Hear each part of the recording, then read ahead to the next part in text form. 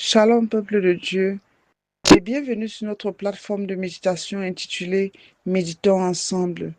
En ce samedi 31 janvier 2026, nous allons méditer dans Exode 3 verset 4. Mais avant, prions. Seigneur notre Dieu, notre roi, Dieu de grâce, Dieu d'infinie bonté, nous voulons exalter ton saint nom. Nous voulons célébrer ta majesté dans nos vies. Merci pour le souffle de vie que tu as renouvelé. Merci Seigneur mon Dieu pour la journée que tu as déjà, pour laquelle tu as déjà tout établi pour nous. Merci Seigneur en ce moment parce que tu nous donnes de nourrir notre esprit. Seigneur mon Dieu, mon roi, afin de vaincre les traits enflammés de Satan en cette journée. Que ton nom soit glorifié au nom de Jésus-Christ. Amen. Comme je disais tantôt, nous sommes dans Exode 3, verset 4. Je lis pour nous ce qui suit dans la version Louis II, au nom de Jésus-Christ. L'Éternel vit qu'il se détournait pour voir, et Dieu l'appela du milieu du buisson et dit, Moïse, Moïse. Et il répondit, Me voici. Amen. L'extrait du texte soumis à notre méditation ce jour est l'illustration d'un appel, en particulier celui du serviteur de Dieu Moïse, qui se déroula au milieu d'un buisson. Comme Moïse, Samuel, Abraham et certains d'entre nous aujourd'hui, nous avons répondu présent à un appel du Seigneur, intervenu à un moment précis de nos vies. Nous voyons que nul ne peut venir à Dieu sans être attiré par lui-même. Si Dieu lui-même ne t'attire, tu ne peux pas te sentir attiré. Tu ne peux pas aller vers lui. Et la parole de Dieu dit également, avant que tu ne sois dans le ventre de ta mère, Dieu, lui, te connaissait déjà. Autrement dit, comme tout bon père, Dieu connaît ses enfants. Et comme tout bon berger, il veille à ce que son troupeau le suive. Il est certes vrai que nous pouvons marcher aussi longtemps dans l'ignorance de qui nous sommes ou ignorer quelle est notre mission sur la terre. Oui, c'est l'ignorance, mais vient toujours un temps où Dieu met chacun face à ses responsabilités. Ceci afin que sous la houlette du Saint-Esprit, le chemin tracé par le Seigneur aboutisse forcément. Alors maintenant, je m'en vais te poser une question. Quel est ton appel?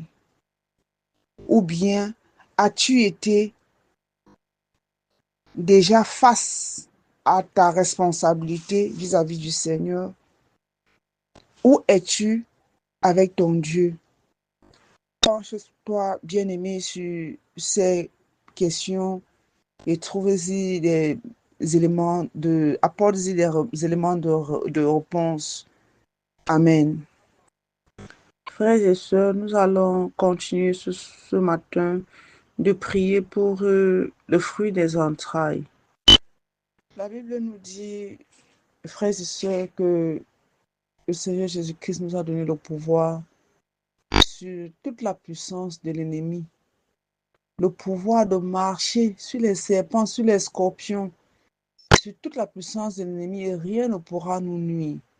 Alors nous allons prendre autorité ce matin sur tout ce qui empêche à nos sœurs qui sont en quête du fruit des entrailles de jouir de cette merveille du Seigneur Jésus-Christ. Nous prions. Notre Dieu, notre Père, je m'appuie ce matin sur ta parole de Luc 10, verset 19 qui dit, Voici, je vous ai donné le pouvoir de marcher sur les serpents et les scorpions et sur toute la puissance de l'ennemi, et rien ne pourra vous nuire.